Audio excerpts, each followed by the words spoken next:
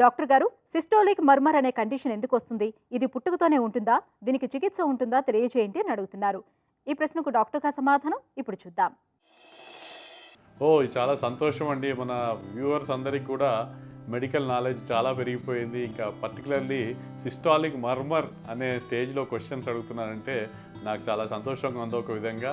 కానీ at the same time too much intricacies వెళ్ళి అంత స్ట్రెస్ కూడా తీసుకోవాల్సిన అవసరం లేదు. కాకపోతే సిస్టాలిక్ మర్మర్ విషయానికి వచ్చినట్టయితే మనకు హార్ట్లో నార్మల్గా 4 ఛాంబర్స్ ఉంటాయి. దాని నుంచి శరీరంలోంచి కుడి దిక్కు నుంచి ఊపిరితిత్తులకు వెళ్ళడం, ఊపిరితిత్తులు ఎడమ దిక్కు వచ్చి ఎడమ దిక్కు నుంచి అన్ని భాగాలకు రక్తం సరఫరా కావడం ఇది నార్మల్ సిస్టంలో జరుగుతుంటుంది.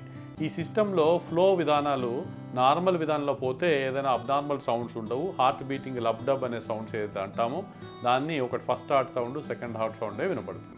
అలా కాకుండా ఏదైనా కవాటంలో గట్టిగా నారోయింగ్ అయినప్పటికీ కానీ, లేదంటే హార్ట్ లోపల రంధ్రాలు ఉన్నప్పుడు కానీ, అంటే ఈ బ్లడ్ ఫ్లో ఇంకా ఎక్కువగా ఫాస్ట్గా పోవడం వల్ల ఈ అబ్నార్మల్ శబ్దాలు వస్తాయి. దాన్నే మన మెడికల్ పరిభాషలో మర్మర్స్ అంటాం. ఈ మర్మర్ అనేది హార్ట్ S1, S2 2 సౌండ్స్ మధ్యలో ఉంటే దాన్ని సిస్టాలిక్ మర్మర్ అని, దాని తర్వాత సెకండ్ హార్ట్ సౌండ్ తర్వాత మళ్ళీ ఫస్ట్ హార్ట్ సౌండ్ రాకముందు డయాస్టోలిక్ పీరియడ్లో రిలాక్స్ అయినప్పుడు హార్ట్ వస్తే దాన్ని డయాస్టోలిక్ మర్మర్స్ అని మనం అంటాం. మీరు అడిగింది సిస్టాలిక్ మర్మర్ గురించి. సిస్టాలిక్ మర్మరు ఏ వయసు వారిలో ఉంది అనే దాన్ని బట్టి మనకు దానికి కామన్ కారణం ఏముండొచ్చు అనేది మనము క్లినికల్గా సస్పెక్ట్ చేస్తాము. మీరు చూస్తున్నారు ఈ స్టెథోస్కోప్ చూసినట్టు స్టెథోస్కోప్ పెట్టి డాక్టర్ ఆస్కల్టేట్ చేసినప్పుడు అది సిస్టాలికా డయాస్టోలికా అనేది తెలుస్తుంది. దాని తర్వాత మనం ఎకోకార్డియోగ్రామ్ అనే టెస్ట్, ఈ మధ్య ఫోనోకార్డియోగ్రామ్స్ అని కూడా వచ్చినాయి. దాన్ని చేయడం వల్ల ఇంకా కరెక్ట్గా నిర్ధారించడం జరుగుతుంది.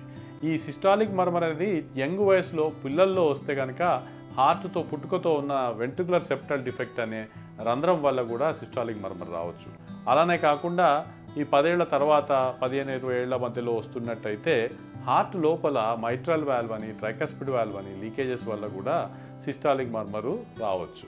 అలే కాకుండా ఈ హార్ట్ నుంచి అయితే అన్ని భాగాలకు రక్తం సరఫరా అవుతుందో అయోర్టిక్ వాల్వ్ నారో అయినప్పుడు జనరల్గా అర్లీ సిస్టాలిక్ మర్మర్ అని, షార్ట్ సిస్టాలిక్ మర్మర్ అని వస్తుంటాయి. ఇవన్నీ ఏమిటంటే మనకు గుండె జబ్బు ఉంది అని తెలుసుకోవడానికి మన క్లినికల్గా స్టెథోస్కోప్తో వింటే శబ్దాలను మర్మర్స్ అంటున్నాం.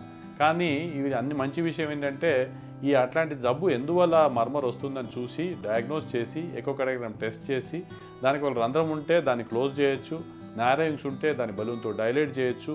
ఇంకా ఎక్కువగా నారోయింగ్ అయినప్పుడు ఈ మధ్య పెద్ద వయసు వార్డులలో టావర్ ప్రక్రియ అని వితౌట్ ఆపరేషన్ లేకుండానే వాల్వ్ ట్రీట్మెంట్స్ కూడా మనం మంచిగా చేయడం జరుగుతుంది. సో కనుక మీరు అందరూ భయపడాల్సిన అవసరం లేదు. దగ్గరలో ఉన్న కార్డియాలజిస్ట్కి వెళ్ళి చూపించుకొని ఈ సిస్టాలిక్ మర్మర్ ఎందువల్ల వచ్చింది, దానికి ఏం చేయాలనేది నిర్ధారించుకొని ట్రీట్మెంట్ తీసుకుంటారని ఆశిద్దాం.